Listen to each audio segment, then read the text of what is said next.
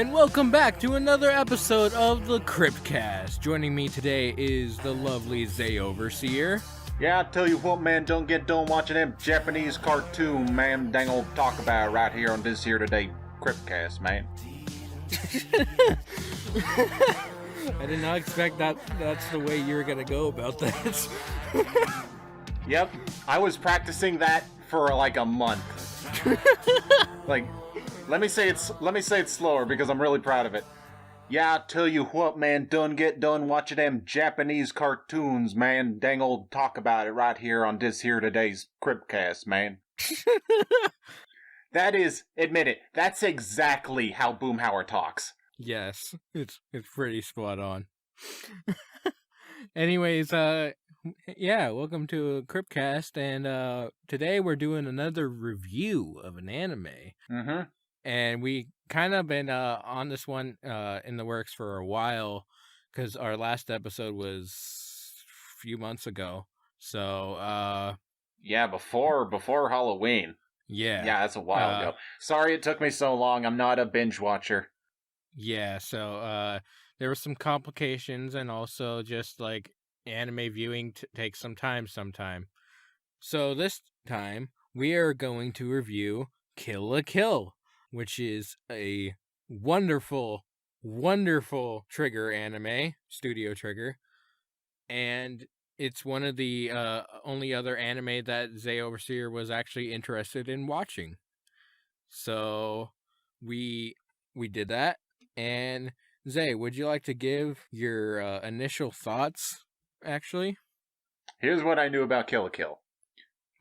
It was a Trigger animation, so, you know, the animation is going to be very bouncy and, like, cartoony, which I like. It was a comedy, which I also like, and it was about girls fighting in skanky outfits, so... Everything about this show sounded great from the get-go. Especially that part. Who doesn't love who doesn't love titties, right? Not gonna lie, that's actually what kind of got me into the show. I was a little teenager when I found Kill la Kill. We were all teenagers once. I was a teenager back in 2013, so and yeah, this anime came out in 2013. Jesus Christ. So Zay, what did you think of Kill la Kill? There's two things you need to know. One, half of this review is going to be spoiler-free, and the other half is going to be spoilers. So if you don't want spoilers, leave at the halfway mark. Two, this show is really, really good! That's my impression of every Trigger character. Well, specifically one Trigger character, but at the end where I decided to start yelling at the end of a sentence. That's how they just talk in the show. Yeah, this show has top tier acting from both in the Japanese and the dub. It's so fucking good. I watched the dub, and the voice acting in the dub is incredible. I believe Erica Mendez voiced Ryuko? Yes, and it was like one of her one of the roles that actually like stood out for her to actually get more roles. And she was fantastic as Ryuko. Yeah. And since then she's stuck with Trigger because she went on to voice Akko in Little Witch. Before I ask you who best girl is, who is your best character overall? JChip. Every time you ask that, the character is also a girl. And? They're the same person. Best character and best girl, Mako. All the way. And be honest, you knew I would like Mako before I even watched the show. Everyone loves Mako. So... The thing with me with Kill la Kill is that I love all of the girls equally. However, I have, from back in the day, so much pictures of Nonon Jakuzure on my phone because I fell for her the moment she was on screen. because she's such a fucking good character. Refresh my memory. Which one is that? Pink hair. Again, Japanese names, not good at them. Pink hair. Okay, the band girl. Yes, and I kind of fell for her because I am a musical arts kind of dude. So. Right. Okay, I should probably say what the plot of this show is. Basically, there's this girl, Ryuko. Her father was killed, and she's trying to find the killer, and it brings her to this school run by this lady named Satsuki, and her 4 elite henchmen that she has.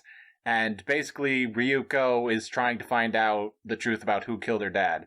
And from there, the show just gets crazier and crazier and crazier. The whole show is like a tournament arc, basically. For Ryuko to get what she wants out of Satsuki. And she finds a. How did I forget the most important fucking part? She also finds a piece of clothing named Senketsu that allows her to transform and become super powerful. So now she has to fight off these. All the villains in the show are like school, like club presidents. Yeah, this show is a comedy, so it's silly and stupid, and the show knows it and it embraces it to the 10th degree. Yeah, and so the big thing in this whole show is uniforms. It's really to symbolize like status, like it's supposed to represent classism, basically. Clothes seems like a symbolism for a lot in this show. Yeah.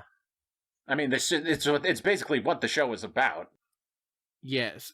Like the thing about it with having a lot of fan service, a lot of titties, is that they're not really showing anything. There's no nip. But it plays into the plot. It's one of those things where it actually plays into the plot, that it's an important thing. Like they're wearing clothes that are super fucking powerful, so of course it has to deal with getting naked and also wearing cool clothes. Yeah, but like it's not a spoiler to talk about like one of the like morals or like the message that the show has, but one of the big ones I'd say when it comes to the whole clothes symbolism thing is that the show is basically saying like, wear whatever the fuck you want. Yeah, wear what you want, be what you want to be a fucking badass, whatever way you want to be. That's a big message. There's a lot of messages in this anime, but like that's a really good message. Mm-hmm. Just be what you want to be. And this also goes back to why Mako is my favorite character. And look, we need to talk about the thing everyone knows her for is her hallelujah speeches, which are the best parts. Her fucking motivation speeches. It's so fucking good. Yes. See, Mako will like... Okay, I'm not even saying this in a negative way. It's just something that you realize about Mako watching is like, this girl is very clearly on the spectrum. Yeah. And again, I don't mean that in a negative way. I'm on the spectrum. But you can just tell, like, the way she reacts to situations, the way she talks to people, like, you get what I'm saying. But her worldview is you can tell is very different from everyone else's. But, like, when she gives these big hallelujah speeches, in their, like, in their own weird roundabout way, everything she's saying actually makes sense. Yeah, she's an optimist. She's an optimist in her worldview, which is insane. So, like, when Ryuko gets Senketsu, and, like, she's embarrassed to wear this thing that is, like, super revealing, even if it gives her strong powers. She's super embarrassed by it, for obvious reasons. And then Mako comes in and like, trying to... How does she decide to motivate Ryuko? By saying like, "Hey, my pervy family, we're trying to look at you naked, so you clearly have a nice rack. Like you're like your rack is amazing. Otherwise, my family wouldn't be so fixated on seeing you naked. So you should be proud of your body." And despite despite how odd that sounds, that actually does end up giving Ryuko the motivation to like not be embarrassed by Senketsu and fight to like her full potential. Hell yeah, body positive. Yeah, body positivity. Moments like that happen a lot in this show, and every time it happens, like I just love it. Mako is so incredible. Which, by the way, Mako herself is actually not that bad looking either. So, but yeah, this show delves into a lot of like different themes about like basically like anti-establishment, anti patriarchy, like fighting for what you believe in, uniqueness, overcoming shit. It's got a lot going on.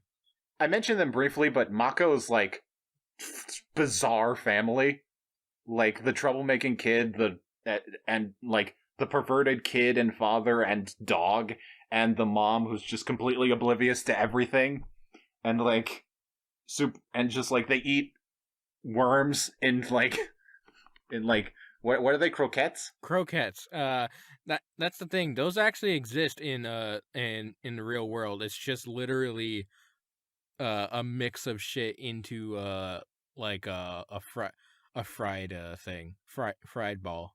Right, and she makes them with like whatever she can find on the street because they live in this really shitty house.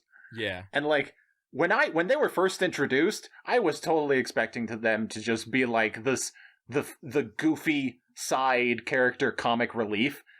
I was not expecting for them and Mako to basically be the heart of the series. Yeah. All of the characters, except for the 1-stars, have actually have meaning to them, and even all of Riko's opponents get pretty decent screen time. They do. Like the Elite Four, like I can imagine this is a weird way to put it. So excuse me if this sounds completely like, why would you think of it that way? But a weird way to put it is, if they made a live-action Kill la Kill movie, I imagine they would cut out the Elite Four because it's like, well, we already have Satsuki, there's just no room for them. But you really can't do this story without them. They are super important. Yeah, they are really important, especially like they're all tied to Satsuki. Satsuki pulled them out of where they were going in life, and made them part of the system. Nono Jakuzure is literally her best friend. So there's basically like this show is basically like about three things. I say about, but you'll get what I mean when I say this. Ryuko's friendship with Mako, Ryuko's friendship with Senketsu, and Ryuko's rivalry with Satsuki. Those three things are basically what carries this show. Carries the plot, I say. Carry the plot. Yeah. And this isn't even really a spoiler, but like, let's talk about Ragyo, Satsuki's mother, who technically is the one that actually... Okay, I only think of her... She's the... I keep forgetting her name. Ragyo Kiryuin, and she's the one that actually owns the school and owns the company, the Kiryuin company. So she is the other villain. She's the other villain of the series, the antagonist. And dear God, I fucking hate her. She's a terrible mother. They do a good job of making you hate her. She's a terrible mother. She's a crazy bitch in charge.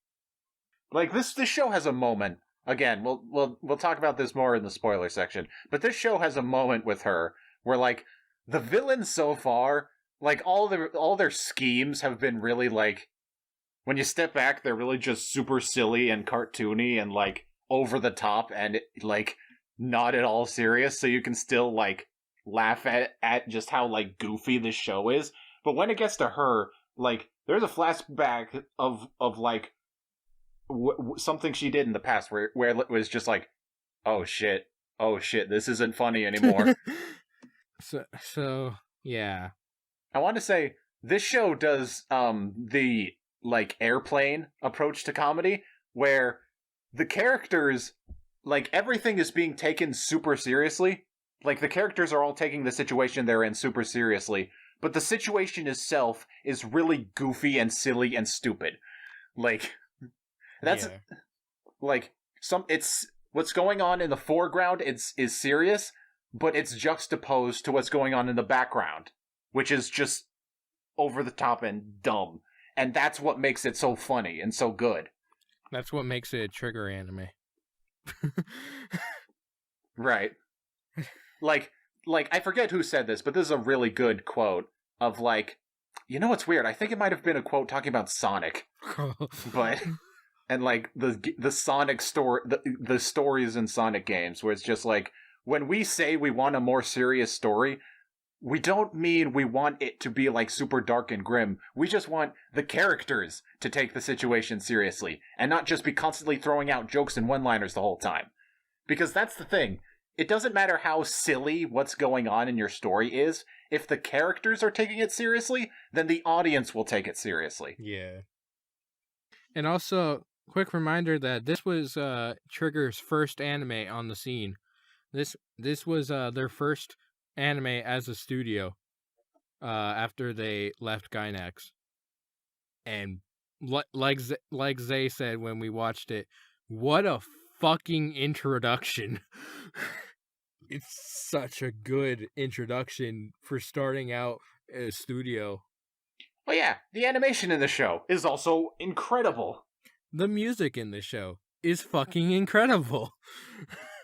Everything is over the top.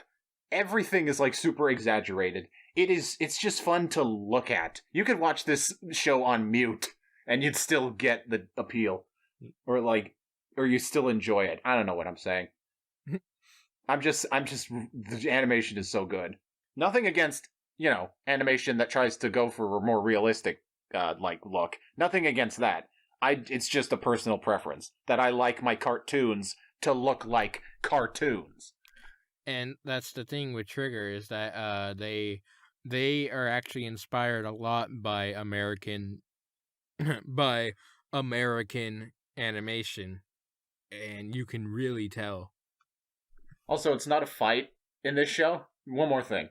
It's not a fight in Kill la Kill unless there's random students flying in the background. Yeah, the fucking fights in this anime are so fucking over the top. Okay, speaking of that, like I said, I could do this entire thing without being spoilery, but you want to talk about spoilers. So before then, I do want to get to like a criticism that I have, where this is basically like, so we're talking about the fights.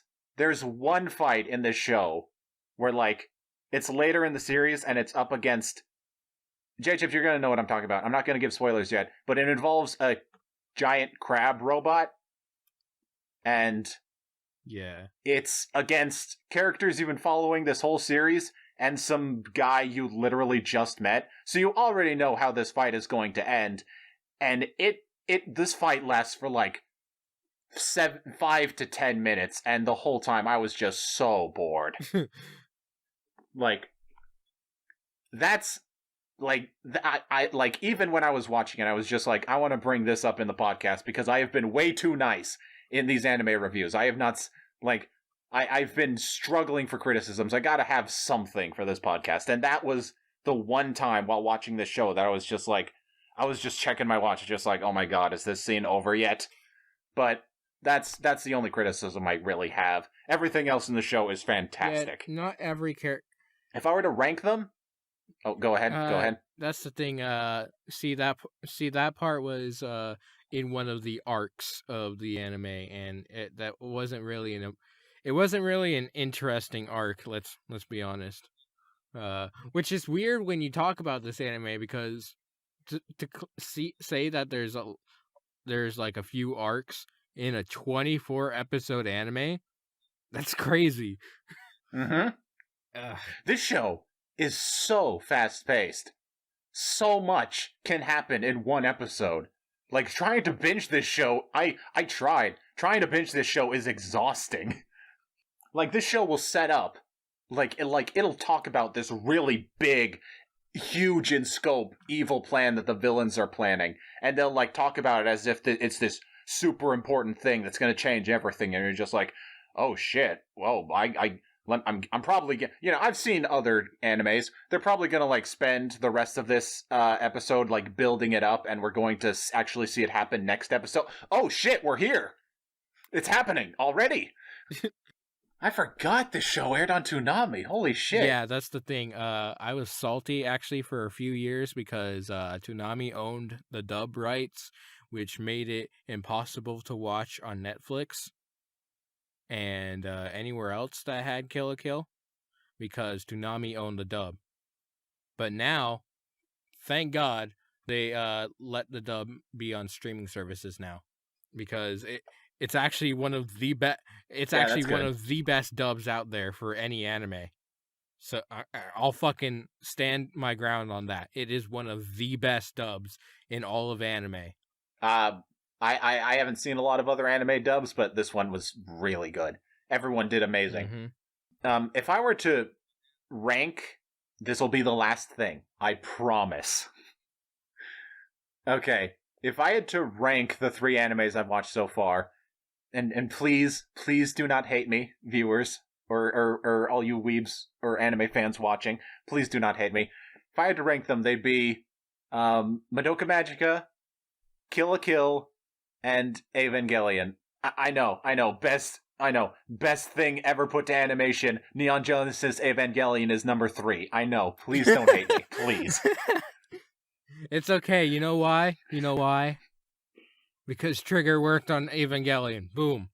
Anyway, the show is good. I highly recommend it. If you have not seen it yet, turn off the podcast now. Okay. So, let's talk about some of the hype moments that we need to actually delve into spoilers for. So the whole thing. Like I said, I could have gone this whole thing without spoilers, but you really wanted to, so go ahead. So the whole thing about Ryuko's dad being killed. He is actually killed by one of the characters who I fucking hate the most in practically all of anime, Nui Harime. I want to fucking dropkick Nui Harime. Jesus Christ. I mean, it is nice. It is nice, though, that one of the first things we see happen to her is she gets her eye cut out. Yeah, it's pretty sick. That helps the medicine go down. So, Nui Harime is the hired gun, basically, of Ragyo.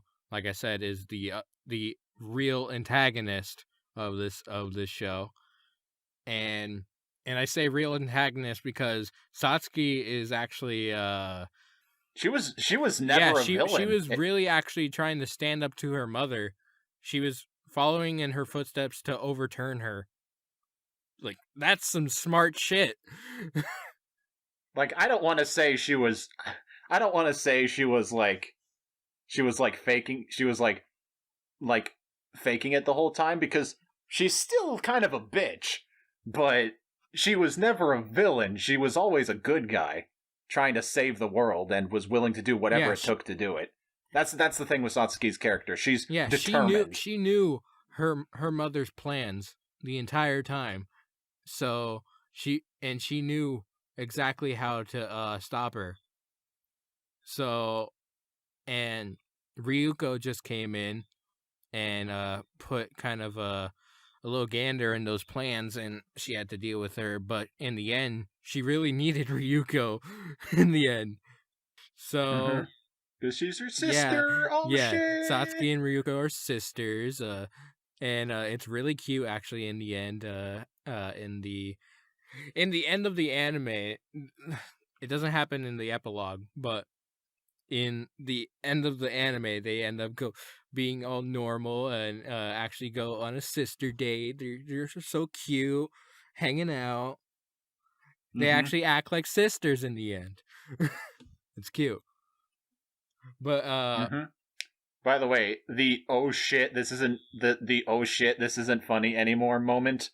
When I was talking about her mother, is when the baby died. Yeah. Before you find out it's Ryuko, which admittedly is pretty fast afterwards. That's the moment where it's just like, oh, this is serious now. That's a dead baby. That's not funny at all. Just the way that Ragio goes about like her goal to basically control the life fibers is insane. She's a fucking crazy person. She's dark as shit trying to accomplish her goal. She'll literally throw her children out to die because they're not useful. Mm-hmm. Yeah, they make you hate her. And she uses mind control through life fiber stitching, and they set up the twist that Ryuko and Satsuki's father are the same person masterfully. Like, they give you just enough hints where you could kind of guess it before it's revealed, and when it is finally revealed, you're just like, oh shit, that makes perfect sense. Yeah. How did I not see that? And then in the end, it doesn't even stop there because fucking Rei Homaru, who is the assistant of Ragio, wants to take on Satsuki in the end. She basically traps Satsuki and also the others, and she tries to kill everyone in the name of Ragio because she was pissed that Ragio lost to Satsuki. I really thought that the epilogue to Kill la Kill was going to be this, like, calm, bittersweet, where are they now fun episode. I was an idiot. I should have expected otherwise from Kill la Kill. It does go it does show like where they would go after everything is said and done, because you know, the teacher right, literally says what the Elite Four will be doing after they graduate, and then Ryuko and Mako are moving, and then Satsuki is moving everyone out of the town and the school, and will continue to run the Kiryuin business. Right, but I'm just like, it's Kill la Kill. Of course it was going to get bombastic and crazy. Yeah. What was I thinking? So, it was certainly over the top, and also, I cried like a motherfucker even watching it again with ZehOverseer because, Jesus Christ, I'm so invested in Kill la Kill. It's one of the anime that got me back. Mm-hmm. It's one of the anime that got me back into watching anime. I'm gonna be honest about that. Senketsu, fucking trooper. Senketsu, and just everything about this show. It's so fucking good, and it gets you emotional in the stupidest ways. Mm-hmm. You never think you're gonna be emotional over a piece of clothing. Yeah, that's what I keep saying. This show is fucking stupid. This show is about a girl who, like, puts on a skimpy uniform that shows off her boobies and fights school fucking like class like club presidents and principals. Like, that shit's stupid. But, like, the show embraces its silliness so much, and that's why you get so invested. Yeah, because like the creators, the writers, they're taking the shit seriously, so you are too, and that's what makes it a comedy. That's what makes it funny. That, like, this super dumb situation that when you step back and look at it, and you're just like, this is really silly. Like, it's taken so seriously that it's. I go on these long rambles and I never know how to end them, so I just end up saying, you know what I mean. Yeah. And also, when this anime actually ended back then, the artists actually started putting some concept art out, and also some, like, extra comics or manga panels or whatever that kind of continue the legacy of Kill la Kill, like from the main artist of Kill la Kill, that is literally just about Mako before she meets Ryuko. And that shit is so fucking wholesome. Is so good. And if I can fucking find it, I'll flash it up on the screen right now as I'm talking about it, because it's so fucking good. Please go see it if you can. Please search it up if you can. It's so good. But yeah.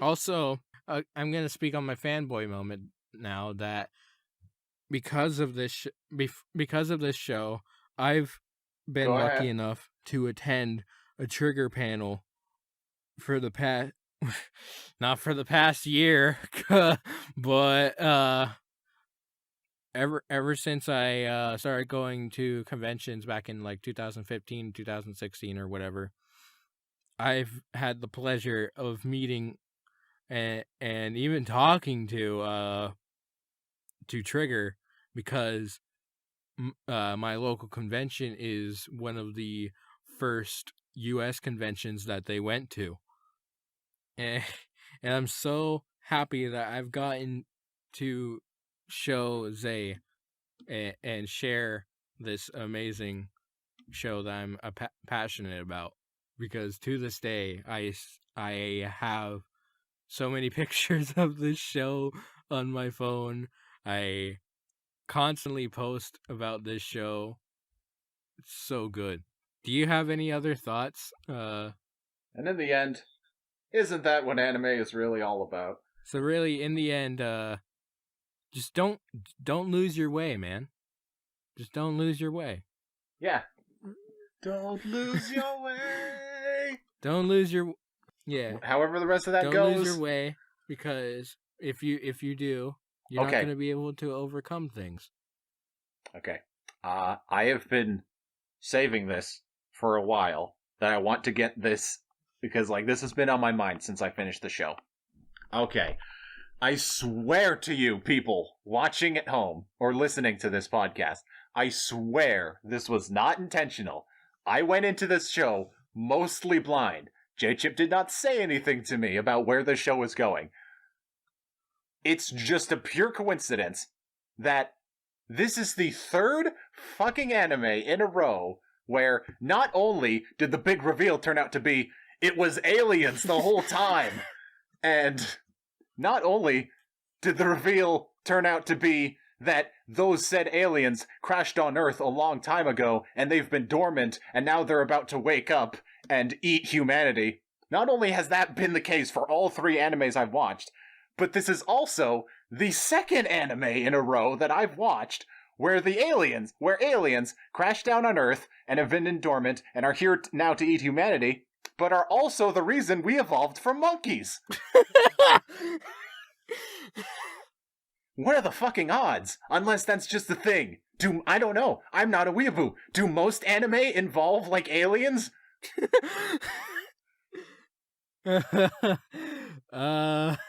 Is the big reveal, if I watch an anime, should I just expect that at some point it's going to reveal that aliens were behind it the whole time, and they helped us evolve, and they're here to eat us? Aliens were behind Nichijou living a weird life. You know what? I've seen clips of that show, and I can buy that. So yeah. Yeah, these, like, this is a new... I'm not sure if it hasn't become obvious, but this is a new thing now. These Let's Watched, where JChip makes me watch an anime, these aren't stopping anytime soon. Yeah, because we have a lot of shit to watch together that we want to actually talk about. Whether it's anime or... And every day that goes by, I suddenly remember, oh yeah, that's an anime that sounds cool. Yeah. And who knows, maybe one day we won't talk about an anime, but like this is a weeb channel, so don't put it past that we're gonna talk about anime. So yeah. So yeah, Kill la Kill's really good.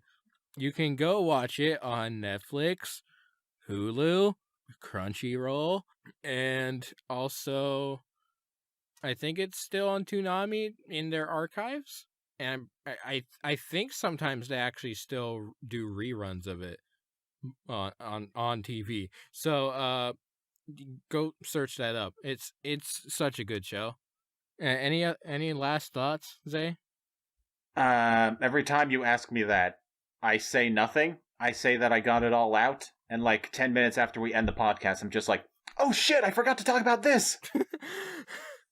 I guess the only thing I have left to say about Kill la Kill is like, you know the nudist teacher? Hey, nudist the beach. You know how, like, there's this... Yeah, like, he's naked most of the time, and there's this purple, like, bright, shining spot right on his dick. On his dick and his nipples.